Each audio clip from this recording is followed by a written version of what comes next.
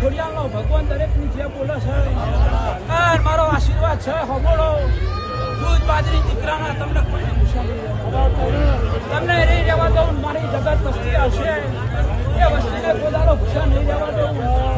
એવું મારા વડીલો છે એ ચમન ડાયાનું મારા રામજી વાલજીની નીતિની માળાઓ હતી વિહા ખોડાની એ જેણી મઢુલીમાં બેહી એ હળવા ખીલાયું લો ભાઈ આ તો મજા